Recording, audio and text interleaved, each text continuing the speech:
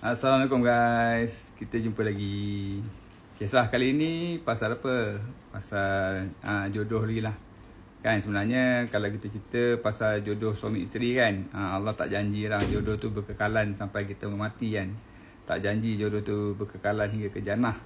So ada orang dia kahwin sebulan, 2 bulan, setahun, 2 tahun kan cerai. Ada orang kahwin cerai kan. Dah kali ketiga, kali keempat tu baru berjumpa jodoh yang berkekalan lah sampai hujung cerita kan. Jadi dia macam satu gamble jugalah, satu perjudian juga jodoh ni kan. Pasal apa? Pasal nak cari keserasian dan sebagainya kan. Baik. Secara asasnya jodoh ni pasal apa tuan-tuan? Kan kalau kita jumpa dengan kawan-kawan kita kan, masa kita belajar ke dan sebagainya kan, tak kisahlah, dia bukan hanya mungkin ke gerbang perkahwinan, tapi dia juga ada perkara-perkara lain lah. Mungkin dia jadi sahabat baik kita kan, yang berterusan sampai bila-bila kan. Nombor duanya ada juga yang kita jumpa tapi going forward dia hilang begitu saja. Tapi ada juga yang kita jumpa dia jadi partner bisnes kita ke dan sebagainya, betul tak? So tengoklah adakah jodoh tu dia membawa dugaan ataupun dia bermanfaat pada kita. Kalau bawa manfaat tu baguslah kan. Kita kena pastikanlah kita jumpa dengan orang-orang yang tidak toksik lah kan. Kita jumpa orang-orang yang membantu, orang-orang yang bermanfaat pada kita, orang-orang yang bukan memanipulasi kita, orang-orang yang bukan mengambil kesempatan atas kita. Yang tu kita kena fikirkan kan.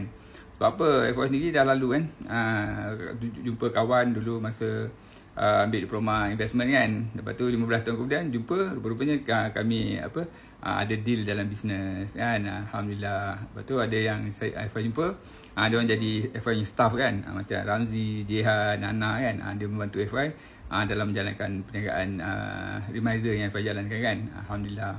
Tapi ada juga yang FY jumpa yang bawa masalah, yang bawa dugaan besar kan. Sebab apa? Orang-orang tu dia menggunakan FI untuk memanipulasi FI, gunakan FI untuk buat kerja untuk dia, tetapi akhirnya dia menyeleweng dan membawa masalah, dan saya tak langsung FI juga ditimpa masalah tersebut kan, walaupun FI tak bersalah. Tu cerita macam tu. Tapi tak apalah, dalam hidup ni memang ada dugaan-dugaan macam tu kan. Dan dalam hal dugaan ni, makin lama kita makin kita membesar, makin kita dewasa, maka dugaan tu akan makin berat dan makin sukar untuk kita tangani. Apa-apa pun kita berserah pada Allah. Alright tuan-tuan, so good luck on your jodoh. Jodoh yang fine, insyaAllah anda akan dapat manfaat lah, insyaAllah. Jumpa lagi. Wallahualam. Assalamualaikum. Bye.